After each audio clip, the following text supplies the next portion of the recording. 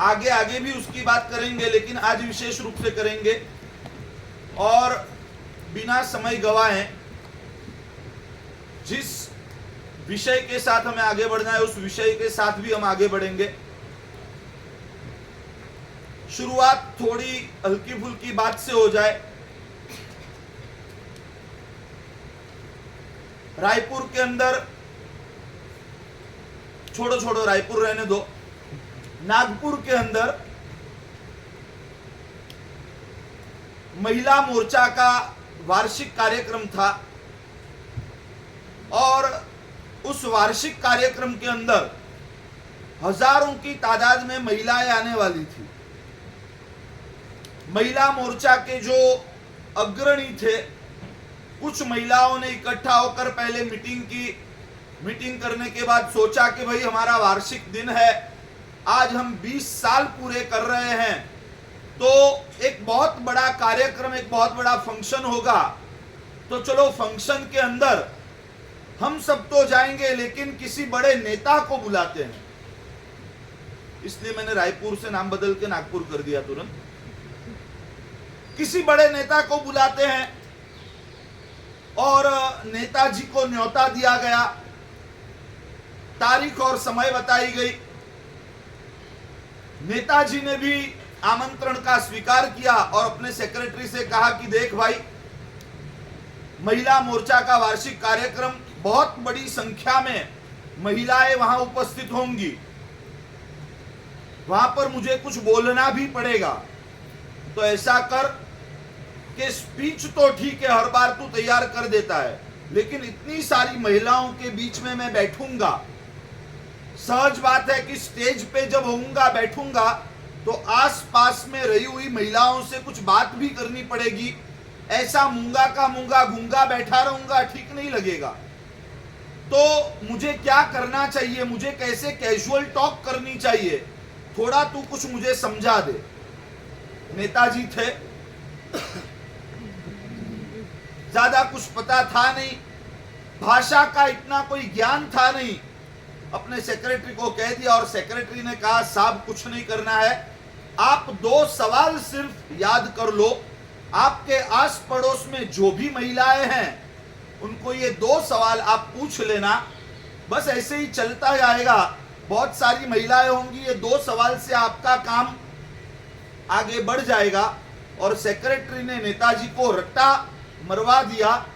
नेताजी, पहला सवाल आपको ये पूछना है कि are you married, are you married, क्या आपकी शादी हुई है? और उसके बाद दूसरा सवाल आपको पूछना है, how many children do you have, how many children do you have.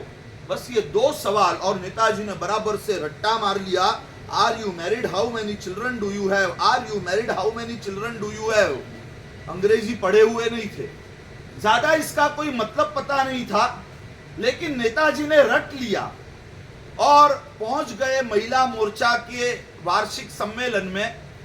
Stage पे बैठ गए, आस पड़ोस में समाज के बड़े बड़े दर्जे की महिलाएं वहां पर बैठी हुई है, और नेताजी को लगा कि चलो भाई स्वागत गीत वगैरह हो गया, अब थोड़ा कन्वर्सेशन चालू करते हैं। और इस साइड बैठी हुई महिला को नेताजी ने पूछा कि आर यू मैरिड? महिला ने कहा कि नो। नेताजी ने दूसरा सवाल पूछा, how many children do you have? और सटाक करके नेताजी के गाल के ऊपर चांटा पड़ा। अच्छा हुआ पब्लिक ने देखा नहीं, मीडिया ने कवर नहीं किया। नेताजी को जबरदस्त चांटा पड़ा, नेताजी ने अपने आप को संभाला। दिन दहाड़े नेताजी को तारे दिख गए। नेताजी को लगा कि यार पूछने में कोई गड़बड़ी हो गई है, मुझे ऐसा लग रहा है कि जो सवाल पहले पूछना चाहिए वो मैंने दूसरा पूछ लिया, और जो दूसरा पूछना चाहिए वो मैंने पहले पूछ लिया। कुछ नहीं, नेताजी ने अपने आप को संभाला। 2-5 मिनट होने के बाद, जबड़ा ठीक होने के बाद, नेताजी ने इस साइड बैठी हुई जो महिला है उस महिला से सवाल उल्टा पूछ लिया। तो नेताजी ने इस साइड बैठी हुई महिला से पूछा, how many children do you have? और उस महिला ने कहा कि 2। और जैसे उस महिला ने पहले सवाल का जवाब दिया, नेताजी ने पूछा आर यू मैरिड? फटाक दे के यहां पर दूसरा चांटा पड़ा।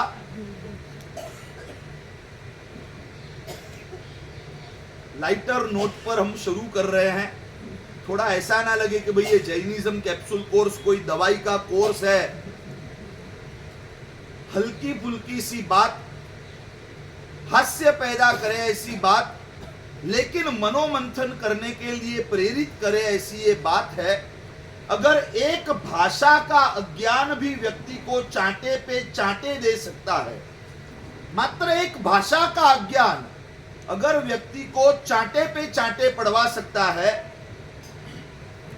तो अपने अस्तित्व का अज्ञान, हमारे एग्जिस्टेंस का अज्ञान, हम जो है, हमारे होने का अज्ञान, वो हमें कितने चांटे पड़वा सकेगा, इसका तो हिसाब लगाने बैठना पड़ेगा। ये अज्ञान नाम का जो तत्व है, ये इतना खतरनाक है, इतना खतरनाक है। अंग्रेजी में भी कहावत है, इग्नोरेंस, अज्ञान। आप दुबई में जाओ, वहां के लॉ तोड़ो, आपको वहां कोर्ट में पेशी करनी पड़े और आप बोलो कि भाई मैं तो इंडिया से आया हूं, मुझे तो पता नहीं है, मुझे नहीं पता था यहां ऐसा नहीं होता है। यहां आप एयरपोर्ट पे वो, मतलब बहुत सारी चीजें ऐसी है कि यहां आप कोई स्त्री हो उससे हैंडशेक कर सकते हो। वहां पे आप एयरपोर्ट पे आपकी टिकट किसी ने काटी, मतलब वहां जो स्टाफ बैठा है एयरपोर्ट का, कैन नॉट शेक हैंड। यहां पर आप ट्रैफिक के रूल्स तोड़ सकते हो बिंदास बेधड़क, वहां पर नहीं तोड़ सकते। यहां पर आप चोरी चकारी भी करो तो 50 साल तक खुले घूम सकते हो, वहां पर नहीं चलता। और आप बोलो कि भाई मैं भारत में तो यही करता था, वो बोलेंगे कि भाई यहां नहीं चलता है। उसने बोला मुझे नहीं पता, मैंने तो बोला वहां चलता है, यहां भी चलता ही होगा, मुझे पता नहीं है। इग्नोरेंस, वो लोग बोलेंगे ignorance is not an excuse. Ignorance, उसका कोई बचाव नहीं हो सकता। Ignorance is not an excuse, ignorance is a crime. आपको पता नहीं है, वो आपका प्रॉब्लम है।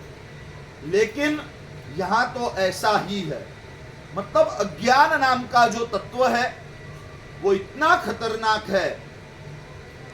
एक जहरीला लड्डू हो और उस जहरीले लड्डू में जहर है, ये मुझे पता नहीं और मैंने खा लिया, बोलो मुझे पता नहीं है मैं बच जाऊंगा, मुझे पता नहीं था, पर वो तुम्हारा प्रॉब्लम है। तुम्हें पता नहीं था, वो तुम्हारा प्रॉब्लम है। जहर भी लड्डू में से बाहर आके बोलेगा कि भाई ये तेरा प्रॉब्लम है, लड्डू में जहर है मतलब मरना निश्चित है। और लड्डू में जहर है ये पता न हो तो मनुष्य की भी मौत हो सकती है। और लड्डू में जहर है, अगर ये बात कुत्ते को पता हो तो कुत्ता भी बच सकता है। मतलब आप मनुष्य हो या कुत्ते हो, ये मैटर नहीं करता। आपका हार्डवेयर कौन सा है ये मैटर नहीं करता है। हार्डवेयर आपका मनुष्य का है, उसका कुत्ते का है। लेकिन आपका सॉफ्टवेयर जो है वो धुंधला है, आपका सॉफ्टवेयर जो है वो वीक है, कुत्ते का सॉफ्टवेयर है वो मजबूत है। शरीर उसके पास कुत्ते का है, लेकिन उसे पता है कि लड्डू में जहर है, वो बच जाएगा। और आपका शरीर भले ही मनुष्य का है, लेकिन आपको अगर पता नहीं है कि इसमें जहर है तो आप मरोगे। कहने का मतलब इतना ही कि हार्डवेयर आपको नहीं बचा सकेगा, आपका सॉफ्टवेयर कितना मजबूत है, आपका सॉफ्टवेयर कितना क्लियर है। मतलब कि the wisdom you carry is the only thing that can save you. आपके पास ज्ञान, ज्ञान का मतलब जानकारी नहीं कहूंगा मैं, ज्ञान का मतलब जानकारी से नहीं है। मैं यहां पर आपको जानकारी दूंगा, इस जानकारी को ज्ञान में ट्रांसफर आपको करना है।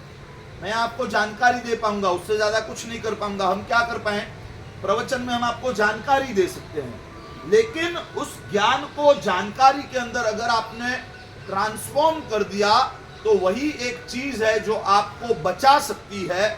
उसके अलावा इस संसार में आपको दूसरी कोई चीज बचा नहीं सकती।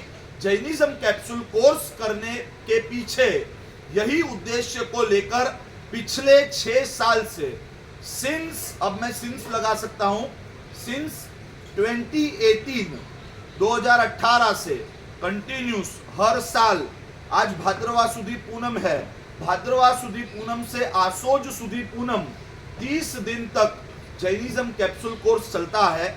आगे आगे हम बातें करेंगे कि क्या है ये जैनिज्म कैप्सूल कोर्स। एक छोटी सी कैप्सूल में जैनिज्म के ऐसे बेसिक सिद्धांत आपको देने का प्रयास होगा कि वह सिद्धांत जानने के बाद आप अपने पैरों पे खड़े हो सकते हैं, ऐसा मैं कह सकता हूं। जैसे आपके पास एक बेसिक कैपिटल हो, आप दुनिया के अंदर अपने पैरों पे खड़े हो सकते हो, आपके पास ये बेसिक नॉलेज आ गई, तो धर्म के क्षेत्र में, समझदारी के क्षेत्र में, लाइफ के जो चैलेंजेस आएंगे उन चैलेंजेस के क्षेत्रों में, मतलब इस जन्म में या आने वाले जन्मों की जो भी चैलेंजेस है उनके सामने आप अपने पैरों पर खड़े रह सकते हैं अगर इस कैप्सूल कोर्स को आपने ठीक से समझा, और समझने के बाद इसको अगर विस्डम में, मतलब कि ज्ञान के अंदर, समझदारी के अंदर अगर आपने इसको ट्रांसफॉर्म कर दिया, तो एक अद्भुत संबल आपके लिए ये जैनिज्म कैप्सूल कोर्स बन सकता है। तो शुरुआत करते हैं। सबसे पहले ज्यादा भूमिका की बातें नहीं, हर रोज थोड़ा पहले 2-3-4 दिन भूमिका से शुरुआत करेंगे, और उसके बाद तो कोई बेस नहीं, फिर एक बार टेक ऑफ कर लिया, बाद में कंटिन्यूस एंड प्योर। सिर्फ और सिर्फ मैंने आपको यहाँ पर एक आध कथा, ये जो भी कुछ बताया, ये सिर्फ आज के लिए, कल के लिए होगा। बाकी 100% कोई भी प्रकार की कथा नहीं, कहानी नहीं, कोई भी बात नहीं। 100% 24 कैरेट प्योर जैनिज्म, उसके पदार्थों की बात, मतलब उसके सिद्धांतों की बात आएगी। बहुत ही कंसंट्रेशन के साथ इसको सुनना है, सिर्फ सुनना नहीं है, लेकिन आपको जो आपकी कैप्सूल किट दी गई है, लॉन्ग बुक है, उसके अंदर उस लॉन्ग बुक में हर एक चीज को लिखना है। अब से जो भी चीजें आएंगी उसको लिखना है। लिख नहीं पा रहे हो तो थोड़ी जगह छोड़ दो, लेकिन कुछ चीजें बता दूंगा कि ये स्कूल ऑफ जैनिज्म है, ये प्रवचन नहीं है। प्रवचन में आप अपनी मर्जी से आ सकते हो, अपनी मर्जी से जा सकते हो। नहीं भी आना है तो 2 दिन मत आओ, 2 दिन आ जाओ, कोई फर्क नहीं है। ये स्कूल है, तो यहाँ पर एटमॉस्फेयर भी आपके लिए स्कूल जैसा ही बनाया है। तो स्कूल के कुछ डिसिप्लिन्स को हमें फॉलो करना होगा। जैसे आज मैं 7 बजे आ गया था, उसी तरह कल से, आज वो इनिशियल शुरुआत थी, थोड़ा प्रोसेस था इसलिए अलग बात है, बाकी कल से डॉट 7 बजे यहाँ पर सभी टच हो जाएंगे। 7 बजे के बाद आप नहीं आओगे ऐसा एक आग्रह रखना, मतलब कि कैंसिल नहीं करोगे, लेकिन 7 बजे के पहले आ जाओगे। 2-5 मिनट जल्दी आ जाओ। अगले दिन का अगर रिवाइज करोगे तो और मजबूत होगा। समय से आओगे, बातों को ध्यान से सुनोगे, लिखने के लिए आपको बीच में समय भी दिया जाएगा, साथ ही साथ पैरेलली आप लिखते जाओगे। अगर कुछ इनकम्प्लीट भी रह रहा है, हर एक की स्पीड एक समान नहीं होगी, हर एक के लिए रुकने का प्रयास करेंगे, लेकिन हर एक के लिए रुक नहीं सकते, तो आप थोड़ी सी जगह छोड़ दोगे, आगे उसको कवर करोगे, उसका रिवीजन कर सकते हो अगर आपको फ्री टाइम है। देखो, कोई भी चीज एक बार यहां पढ़ ली और फिर 24 घंटे के बाद किताब खोलोगे, तो ऐसे तो यहां पर कोई चाणक्य नहीं है कि एक बार में सब याद रह जाएगा, उसको रिवाइज करना पड़ेगा। कुछ नहीं, उसकी फोटो भी क्लिक करके दुकान पे बैठे बैठे, घर पे बैठे बैठे 1 बार 2 बार दिन में गो थ्रू अगर कर लोगे, तो संस्कृत में हमारे यहाँ एक सूत्र है, त्रिबद्धम सुबद्धम भवति।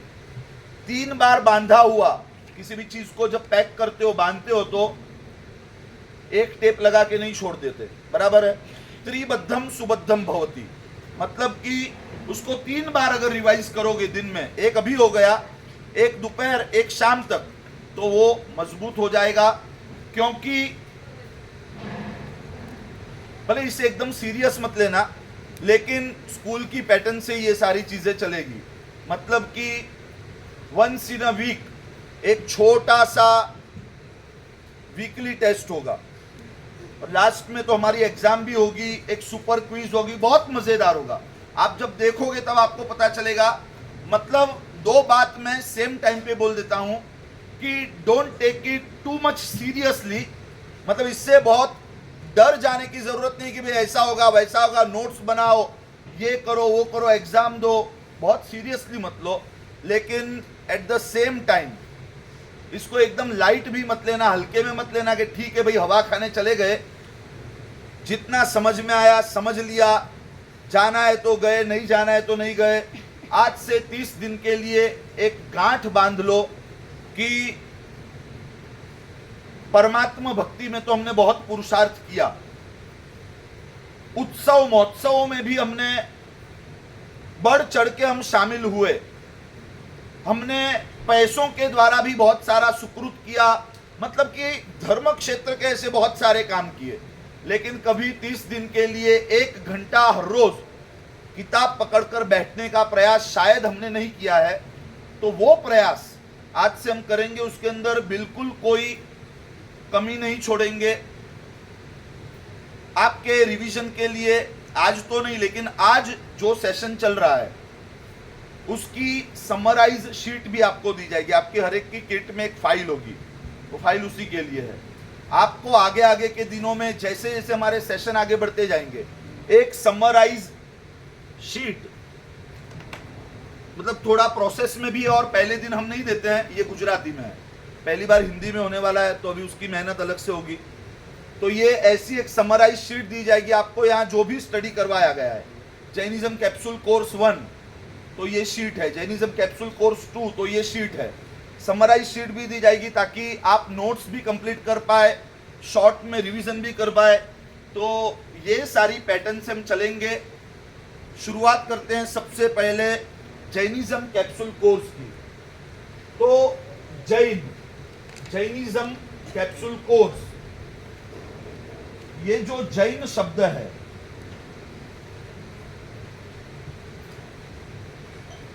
सबसे पहली बात कि ये जैन शब्द आया कहां से, जैन शब्द का मतलब क्या है, from where the term Jain is derived. Jain शब्द उसका मूल क्या है। तो सबसे पहले हम जानेंगे कि जो शिव के अनुयायी होते हैं,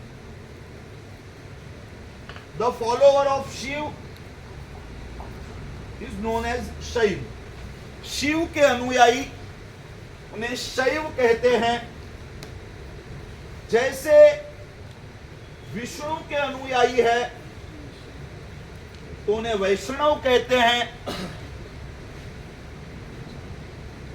शिव के अनुयायी जैसे शैव है, विष्णु के अनुयायी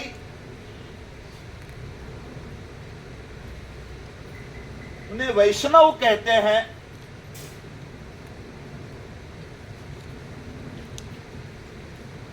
बुद्ध के अनुयायी उन्हें बौद्ध के नाम से जैसे पहचानते हैं। संस्कृत से ये शब्द बनते हैं, शिव शैव, विष्णु वैष्णव।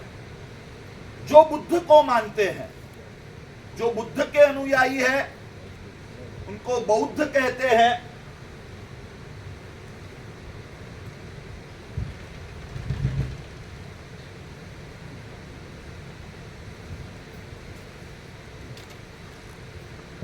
ब्रह्मा के अनुयायी है, उन्हें ब्राह्मण कहते हैं।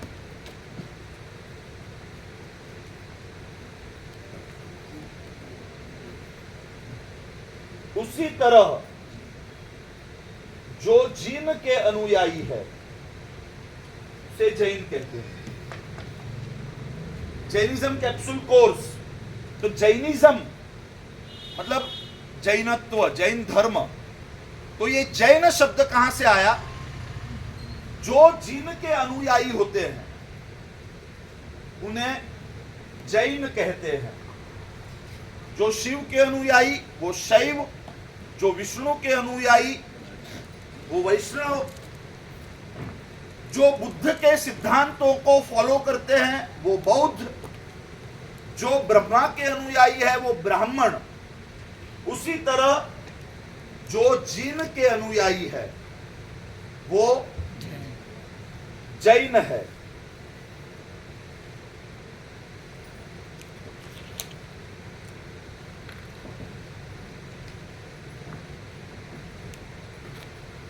तो जिन का मतलब क्या? अब दूसरा सवाल, जिन का मतलब क्या? जिन का मतलब जो बोतल में होती है उसे जिन नहीं कहते, नहीं उसे भी जिन कहते हैं, वो ये वाली जिन है।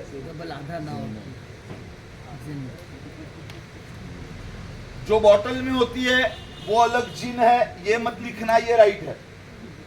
और दूसरा जिसे बोतल में बंद किया जाता है और चिराग घिस के जिसको बाहर बुलाया जाता है वो भी ये वाला जिन है।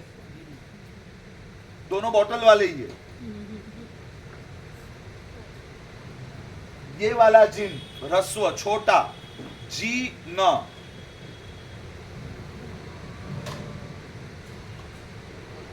तो जिन का मतलब क्या? हम सभी जिन के अनुयायी है और इसीलिए हम जैन है। मतलब जिन के कहे हुए सिद्धांतों को फॉलो करने वाले, जिन को मानने वाले, जिन मतलब कि जिनेश्वर परमात्मा। तो ये जिन शब्द जो है, इस जिन शब्द का मतलब क्या है?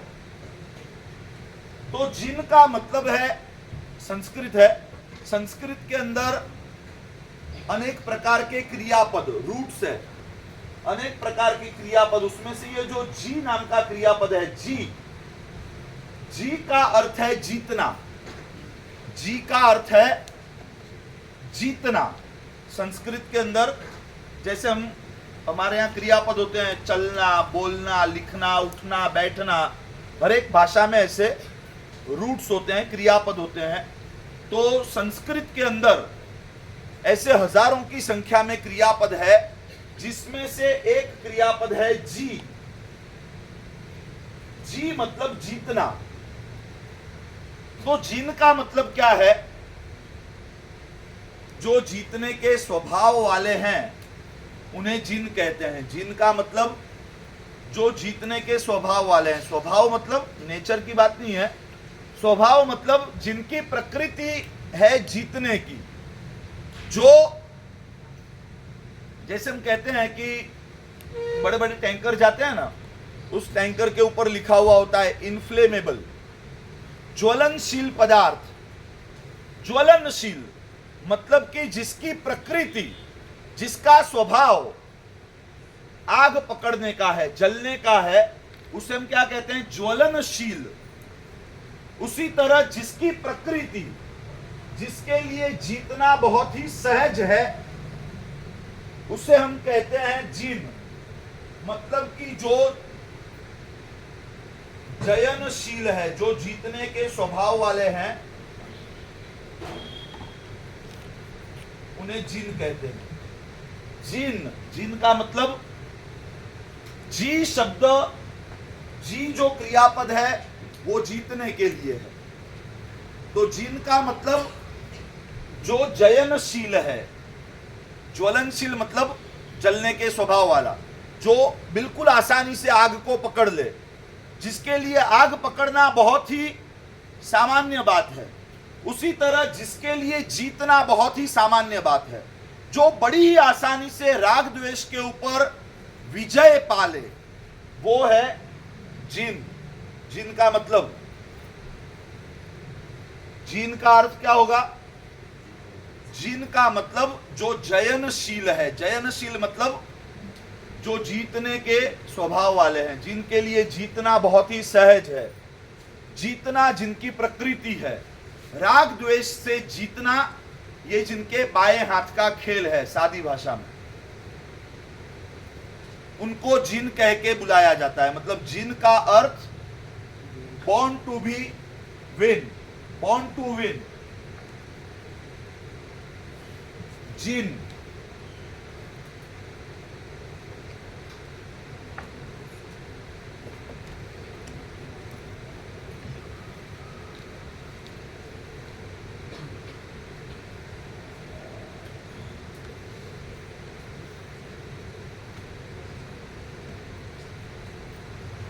सभी लोग लिखेंगे। सबसे पहला हमने जहां से शुरुआत की, जैन शब्द की उत्पत्ति, जैन शब्द का जो रूट है, जैन शब्द कहां से आया, from where did the term Jain is deprived, Jain शब्द कहां से आया?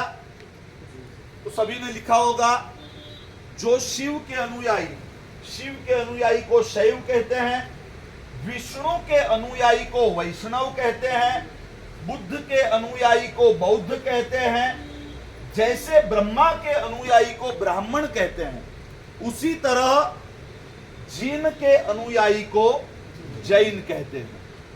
लिख दिया होगा सभी ने। तो ये जिन कौन है? हम जिसको फॉलो करते हैं, हम अगर जैन है इसका मतलब हम जिन को फॉलो करते हैं। तो ये जिन कौन है? तो जिन शब्द में ये जो जी है,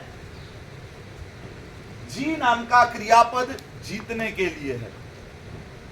मतलब कि जीतना जिनका स्वभाव है, विजय पाना जिनकी प्रकृति है, जिनके बाएं हाथ का खेल है, राग द्वेष के ऊपर विजय पाना जिनके लिए बहुत ही सहज है, वो है जिन। यहां तक क्लियर? आगे बढ़े। तो जिन मतलब कि हम जिन्हें आदर के साथ जिनेश्वर परमात्मा बुलाते हैं, उन जिनेश्वर परमात्मा के लिए हमारे यहां जैन शास्त्रों में उपयुक्त होने वाले कुछ शब्दों से हम रूबरू होंगे। ऐसे तो भगवान के लिए बहुत सारे शब्द हैं, भगवान, परमेश्वर, परमपिता, सर्वशक्तिमान, लेकिन ये कॉमन नाम हुए। ये परमात्मा के लिए, ये भगवान के लिए कॉमन नाम हुए, लेकिन एक्सक्लूसिवली जिनेश्वर परमात्मा के लिए जिन शब्दों का प्रयोग होता है, जिनेश्वर परमात्मा के लिए जो दूसरे समानार्थी शब्दों का इस्तेमाल होता है, ऐसे कुछ शब्दों को, मतलब कि जिनेश्वर परमात्मा का परिचय, उस विषय में हम आगे बढ़ेंगे। तो सबसे पहला शब्द तो हमने देख लिया कि जिन, जिन मतलब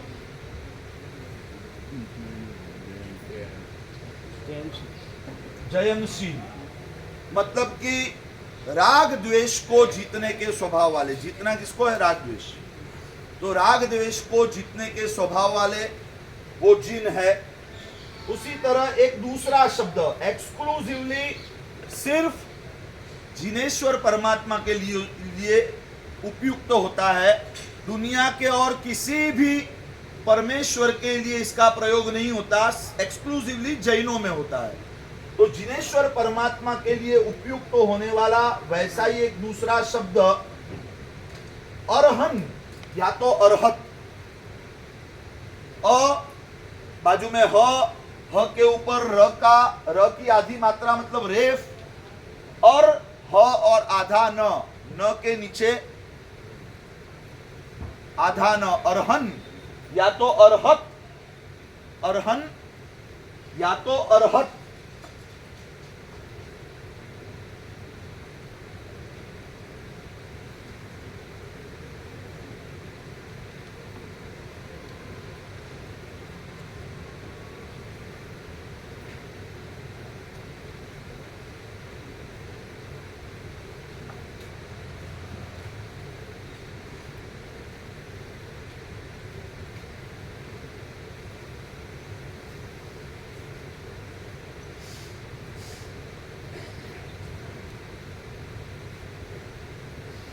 अरहन या तो अरहत। तो ये जो अरह शब्द है, अरह, ये भी संस्कृत का एक क्रियापद है। अरह, अरह का मतलब लायक होना, योग्य होना। अरह का मतलब है लायक होना या तो योग्य होना, टू बी एलिजिबल। अरह का मतलब, ये सामान्य शब्द बाद में मैं बताता हूं परमात्मा के लिए इसको कैसे प्रयुक्त किया जाता है। अरहन या तो अरहत, अ ह उसके ऊपर रेफ आधा र और आधा न, अरहन या तो अरहत। अरह शब्द जो है वो संस्कृत का एक क्रियापद है और उसका अर्थ है लायक होना, योग्य होना। तो अरहन और अरहत का मीनिंग क्या है? जो समग्र विश्व की पूजा के लायक है, योग्य है, समग्र विश्व की पूजा को स्वीकारने के लिए जो योग्य है। मतलब इस दुनिया में एक ही ऐसी व्यक्ति है जो समग्र विश्व की पूजा को स्वीकारने की पात्रता को धारण करते हैं। वो कौन है? वो अरहत है, अरहन है। अरहन का मतलब, ये शब्द हमने बार बार सुने होंगे, अरहन, अरहत। तो अरहत का मतलब जो समग्र विश्व की पूजा को स्वीकारने के लिए योग्य है, लायक है, पात्र है, मतलब कि जो विश्व पूज्य है।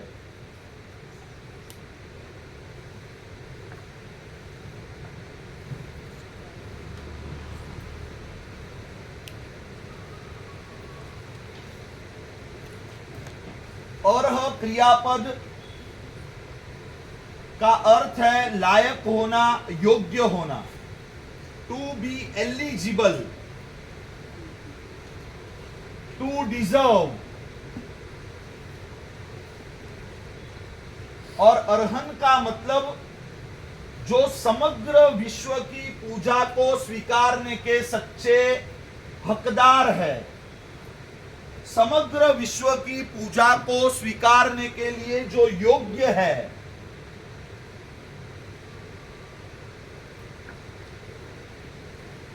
अर्थात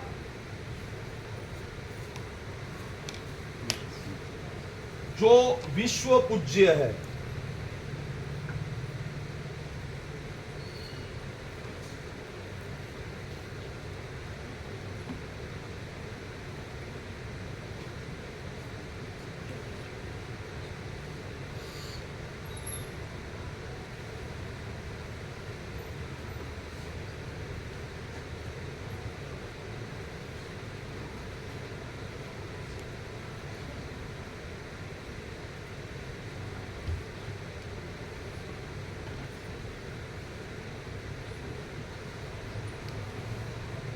मेरे अक्षर पता चल रहा है ना?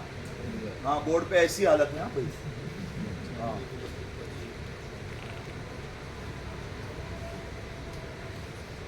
नंबर 1, जिन। जिन का मतलब जो राग द्वेष को जीतने के स्वभाव वाले है, मतलब कि जिनके लिए राग द्वेष को जीतना बहुत ही सहज है। नंबर 2, अरहन या अरहत। अरहन का अर्थ, अरह का मीनिंग है to deserve, to be eligible, लायक होना, योग्य होना, पात्र होना। ये क्रियापद है अरह। तो जिनेश्वर परमात्मा को अरहन शब्द से भी पुकारा जा सकता है, पहचाना जा सकता है। इसका मतलब क्या है? जो समग्र विश्व की पूजा को स्वीकारने के योग्य है, समग्र विश्व की पूजा के सच्चे हकदार अरहन है, मतलब विश्व के लिए पूज्य है, पूजनीय है। वैसा ही एक शब्द, बहुत ही प्रचलित शब्द, बचपन से हमने सुना हुआ यह शब्द अरिहंत। नमो अरिहंताण, अरिहंत बहुत ही कॉमन यूज किया जाने वाला शब्द। तो अरिहंत 2 शब्दों में से बना हुआ एक शब्द है। अरि का मतलब है शत्रु, अरि का मतलब शत्रु, और हंत का मतलब है उनको, उनका हनन करने वाले, मतलब कि शत्रुओं का नाश करने वाले।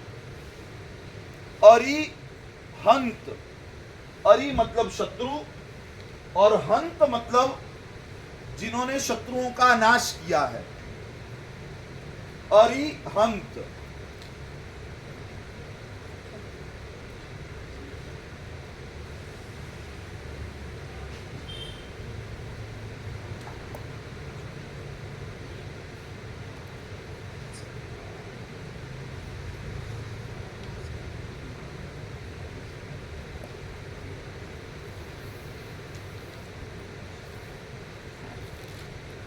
तो शत्रुओं का नाश तो हम भी करते हैं, हम भी शत्रुओं के साथ लड़ते हैं, झगड़ते हैं, उनको चुप कर देते हैं, तो हम भी अरिहंत तो हुए ना। यहां इस पद को समझने की जरूरत है। बहुत ही सामान्य लगने वाली ये बात है, बचपन से हमने शायद इस अर्थ को सुना है कि अरिहंत मतलब कि राग और द्वेष नाम के जो शत्रु है उनको नष्ट करने वाले, उनका हनन करने वाले अरिहंत। ये बहुत ही सर्वसामान्य शब्द है, लेकिन इसके पीछे थोड़ा सा हम डीप में जाएंगे। राग द्वेष नाम के शत्रुओं का नाश करने वाले को ही अरिहंत क्यों कहा जाए? जो अपने बाहरी शत्रु से भी लड़ता है उसे भी तो अरिहंत कह सकते हैं। अरिहंत शत्रु का हनन करे, हो गया। मतलब गुंडा सबसे बड़ा हो सकता है, 24 घंटे लेके घूमता है, अपने राइवल्स, अपने विरोधियों को उड़ाता रहता है, तो शत्रुओं का नाश तो धनाधन कर रहा है, तो उसे अरिहंत कहा जा सकता है या नहीं? तो समझ लो, सबसे पहली बात, दुनिया का सबसे बड़ा शत्रु अगर कोई है, छोटे मोटे शत्रु, एक शत्रु को मारो और दूसरा खड़ा हो जाए, दूसरे को मारो तीसरा खड़ा हो जाए, उसे खत्म करने वाले को अरिहंत नहीं कह सकते। एक ऐसा शत्रु जिसे अगर मार दिया जाए तो फिर दुनिया में आपका कोई शत्रु बचेगा नहीं, वैसे शत्रु को मारना उसे अरिहंत कहते हैं। तो अरिहंत को अरिहंत इसलिए कहते हैं, उन्होंने दुनिया के सबसे बड़े शत्रु को, और एक बार के लिए नहीं, ऐसा जबरदस्त फटका मारा है कि उन शत्रुओं का हमेशा के लिए नाश किया है। सबसे पहले तो सबसे बड़ा शत्रु, और उसका परमानेंट हिसाब किया है जिन्होंने। दो बात हो सकती है, ऐसे चार, इसको अगर बाइफरकेट किया जाए तो बाहर के दुश्मनों का टेम्पररी हिसाब, बाहर के दुश्मनों का परमानेंट हिसाब, अंदर के दुश्मनों का टेम्पररी हिसाब, और अंदर के दुश्मनों का परमानेंट हिसाब। मतलब कि अभी हमेशा के लिए सबसे बड़े शत्रु जो अंदर के शत्रु है, उनका ऐसा हिसाब किया कि अब वो कभी भी अपना सर उठाएंगे नहीं।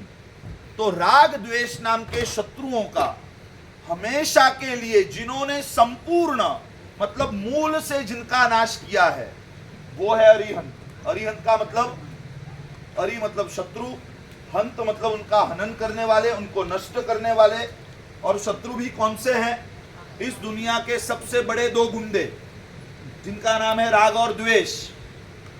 और उनको भी एक चांटा लगा दिया या गिरा दिया ऐसा नहीं, उनका परमानेंट हिसाब, मतलब कि उनको ऐसे नष्ट किया कि अब वो फिर से कभी भी अपना सर उठाएंगे नहीं, फिर से वो कभी भी आत्मा को परेशान करेंगे नहीं। अरिहंत का मतलब बहुत गहरा है, समझे? सबसे बड़े शत्रु की सबसे बड़ी ट्रीटमेंट, शत्रु सबसे बड़ा और उसकी ट्रीटमेंट भी हमेशा के लिए, अरिहंत। उसी तरह आगम शास्त्रों में एक दूसरे शब्द को अनेक बार प्रयुक्त किया जाता है, सिमिलर है, अरिहंत के जैसा ही है, अरहंत। अरहंत अरिहंत के जैसा ही एक सिमिलर वर्ड, सिर्फ एक ई की मात्रा निकल गई है, लेकिन ई की मात्रा निकलने से अर्थ पूरा बदल जाता है। तो अरहंत का मतलब क्या है? अरहंत तो अनेक आगम सूत्रों में रेफरेंस के तौर पे बात करूं तो महानिशीथ नाम के आगम सूत्र के अंदर अरिहंत परमात्मा के लिए इस शब्द को प्रयुक्त किया गया है, अरहंत। अरहंत इसका मतलब क्या होगा? तो रह जो है, रह का मतलब है रहस्य, रह का मतलब रहस्य, रह का मतलब गुप्त, रह का मतलब छिपा हुआ, रह रहस्य। और अ का मतलब है उससे विपरीत, कुछ ऐसे शब्द होते हैं जिनके आगे अ लगा दो या जिसके आगे मी लगा दो या तो वी लगा दो तो उसका विपरीत अर्थ हो जाता है। जैसे धर्मी विधर्मी, धर्मी अधर्मी, धनी निर्धन, ऑपोजिट, ये संस्कृत का व्याकरण है। तो रह का मतलब है रहस्य और उसके आगे अ लग गया, मतलब कि इस दुनिया में जिनके लिए कोई भी चीज रहस्य नहीं है, जिनसे इस दुनिया की कोई भी चीज छिपी हुई नहीं है। महानिशीथ सूत्र के अंदर उसकी शुरुआत में ही और ऐसे अनेक आगमों के अंदर अरिहंत परमात्मा के लिए यह शब्द प्रयुक्त होता है अरहंत। रह का मतलब है रहस्य, रह का मतलब है छिपा हुआ, गुप्त, जिनके लिए इस दुनिया की कोई भी बात, चाहे हमारे मन के 7वें लेयर के अंदर चल रही हो, हमारे आस पड़ोस में बैठे हुए लोगों को भी उसका पता न हो, लेकिन एक व्यक्ति है जिसे ये सब कुछ पता है, जिनके लिए दुनिया की कोई भी चीज रहस्य नहीं है। अरहंत।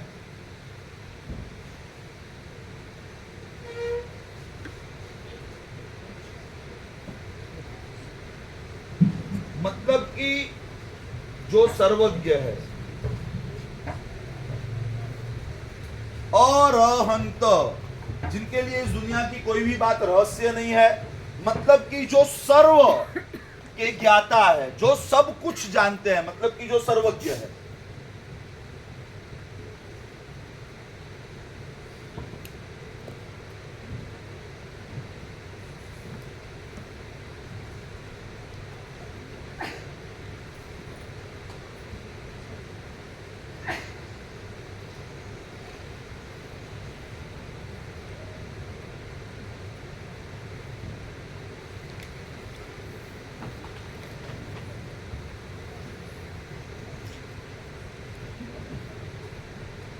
आगे वैसा ही सिमिलर एक शब्द अरिहंत परमात्मा के लिए, जिनेश्वर परमात्मा के लिए उपयुक्त होता है। यह भी विशेष रूप से आगमों में मिलता है। यह शब्द है अरुहंत। अरुहंत, अरिहंत, अरहंत, अरुहंत, रू रू।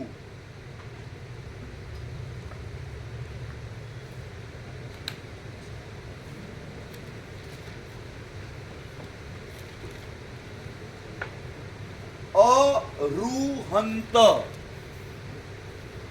अरिहंत शब्द से हम बहुत ही फेमिलियर है, परिचित है, लेकिन वैसे ही सुनने में बिल्कुल समान लगे, थोड़ा सा डिफरेंस लगे ऐसे शब्द, लेकिन जिसका अर्थ बिल्कुल विशेष प्रकार का है।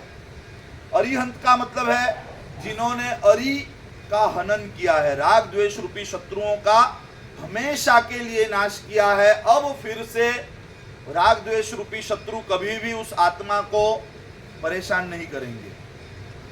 अरिहंत। अरहंत मतलब कि रह का मतलब है रहस्य, जिनके लिए इस संसार में कोई भी रहस्य नहीं है, जिनके लिए इस संसार की सारी घटना, सारे विचार, सारे बनाव बिल्कुल प्रकट है, ओपन है। अरहंत, जिनके लिए दुनिया में कुछ भी रहस्य नहीं है। वैसा ही एक शब्द है अरुहंत। तो ये जो रूह है, रूह, रूह,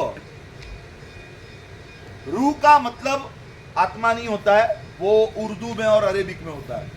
हाँ, मेरी रूह, तेरी रूह, हाँ, रूह नहीं। ये जो रूह है, ये संस्कृत का क्रियापद है। रूह, रूह का मतलब उगना, रूह का मतलब टू ग्रो, रूह का मतलब पनपना। कोई बीज बो दिया और वो बीज उग गया, उसमें वो अंकुरित हुआ, तो उसके लिए रूह शब्द, ग्रो, टू ग्रो, उगना। अरुहंत, तो अरुहंत का मतलब, रूह का मतलब है उगना, और अरुहंत का मतलब जो अब संसार में कभी भी फिर से उगने वाले नहीं है। मतलब कि जो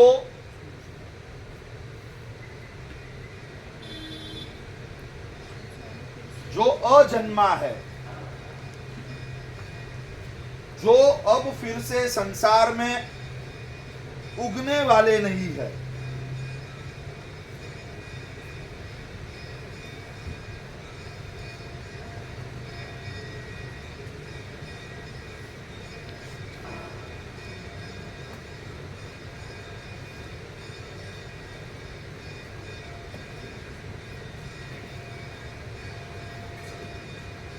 अरूहंत, उसमें से जो रूह है, रूह और ह, रूह जो है उसका मतलब है अंकुरित होना, उगना, टू ग्रो।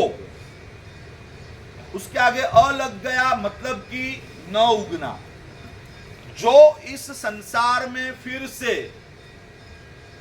उगने वाले नहीं है, मतलब कि एक बार मुक्ति पाने के बाद फिर से वो जन्म लेने वाले नहीं है। उसका मतलब कि जीवन के संकट, दुख, संसार के कष्ट उनसे जो परे हैं, जो जन्म लेने वाले नहीं है, मतलब कि जिनकी मृत्यु भी होने वाली नहीं है, मतलब कि जो जन्म और मृत्यु के चक्करों से परे हैं, उससे रहित है, जो अजन्मा है। मतलब कि जो अजन्मा है, जो अमर है, अरूहंत। जन्म नहीं लेने वाले मतलब मरने भी वाले नहीं है, मतलब जन्म मरण के चक्करों से मुक्त है। जो अजन्मा है, जो अमर है, अरूहंत।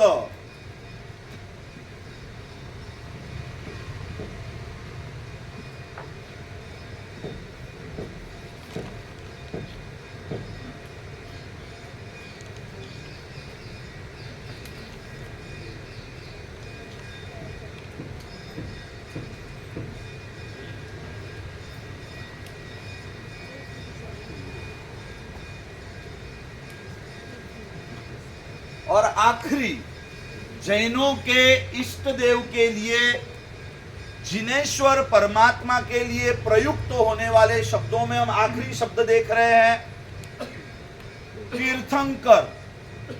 ये एक्सक्लूसिवली जैनियों के इष्ट देव के लिए, मतलब कि हमारे परमात्मा के लिए उपयुक्त होने वाले कुछ शब्द है, जैसे कि जिन, जिनेश्वर, अरहंत, अरहत, अरिहंत, अरहंत, अरूहंत। आखिर वाला शब्द हम देख रहे हैं तीर्थंकर। तीर्थंकर तो दो शब्दों से बना हुआ ये एक शब्द है।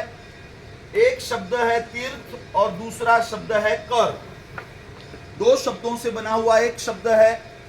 तीर्थ का मतलब सामान्य रूप से कोई भी जल प्रवाह हो और उस जल प्रवाह में से पार उतरने के लिए, पार उतरने का जो स्थान हो उसे तीर्थ कहते हैं। मतलब जल प्रवाह के बीच में से व्यक्ति को एक छोर से दूसरे छोर जो सुरक्षित रूप से पार उतारे, उसका नाम है तीर्थ। तीर्थ का मतलब एक छोर से दूसरे छोर, एक एंड से दूसरे एंड पर जो सुरक्षित रूप से पार उतारे, उसे क्या कहते हैं? तीर्थ। मतलब कि एक नदी बह रही है और नदी के ऊपर ऐसा कोई सेतु, कोई ब्रिज है, तो उसे तीर्थ कहते हैं। या तो ऐसी कोई जगह है नदी में जहां पानी का प्रवाह जितना है उससे भी ज्यादा उतरने की सहूलियत अच्छी है, तो वैसी जगह से लोग उतरते हैं। नदी में एक फिक्स जगह होती है। पहले के जमाने में ब्रिज नहीं हुआ करते थे इतने सारे, तो लोग कहां से उतरते थे? तीर्थ होते थे। वहां पे ऐसे पायदान, सीढ़ियां होती थी। अभी भी गंगा घाट पे देखा होगा, मतलब आपको पता होगा। तो जिसके जरिए हम जल प्रवाह के पार उतर पाए उसे तीर्थ कहते हैं। ये तीर्थ का सामान्य अर्थ हुआ। तीर्थ का विशेष अर्थ, पार कौन लगाता है? तीर्थ का मतलब शासन, तीर्थ का मतलब चतुर्विध संघ। वही है जो संसार के जल प्रवाह से हमें सुरक्षित पार उतारने का काम करता है। तीर्थ का मतलब यहां पर क्या होगा? जैन शासन, जो संसार के जल प्रवाह से हमें सुरक्षित रूप से पार उतारे, वो कौन है? संघ है, शासन है। तो उस तीर्थ की स्थापना करने वाले, जैन संघ की स्थापना करने वाले, जैन शासन की स्थापना करने वाले, तीर्थ को करने वाले, मतलब तीर्थ की रचना करने वाले, स्थापना करने वाले, उनको क्या, उनको तीर्थंकर कह के पहचानते हैं। तीर्थंकर का मतलब दो शब्दों में से बना हुआ एक शब्द, तीर्थ और कर, मतलब कि जो तीर्थ की रचना करते हैं, तीर्थ की स्थापना करते हैं। तीर्थ का मतलब क्या होगा? संसार के जल प्रवाह से जो पार उतारे वो तीर्थ, मतलब कि जैन शासन, हमारा संघ, वो तीर्थ स्वरूप है। और वैसे तीर्थ की रचना करने वाले जो होते हैं उसे तीर्थंकर कहते हैं। क्लियर है?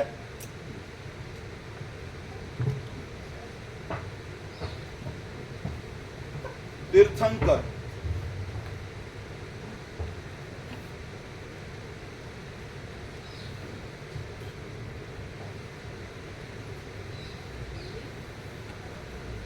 समय हमारा हो रहा है, एक आध 2 मिनट में इससे रिलेटेड अगर किसी को कोई सवाल हो, विद इन 2 मिनट्स।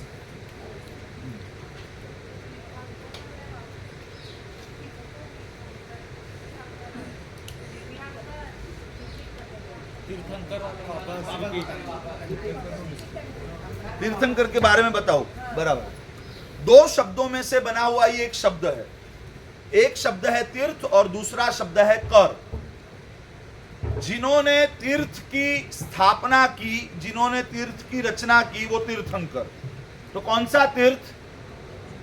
उवसगरम तीर्थ नहीं, कैवल्य धाम तीर्थ नहीं, वो ईंट चूने पत्थर में से बना हुआ तीर्थ है।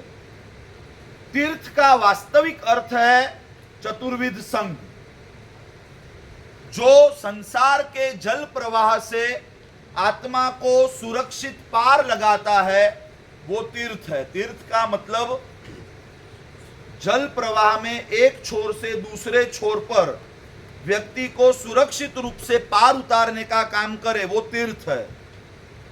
तो इस संसार के जल प्रवाह में हमें एक छोर से दूसरे छोर पर सुरक्षित पहुंचाने का काम कौन करता है? ये चतुर्विध संघ है। उसी की वजह से हम आज जो है वो है।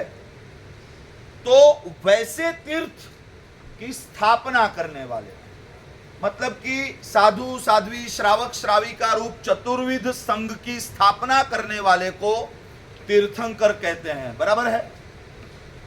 तीर्थम करोति, तीर्थ की रचना करने वाले उनको तीर्थंकर कहते हैं। बराबर? और किसी को कोई? ठीक है, कल डॉट 7 बजे हम यहां पर मिलेंगे।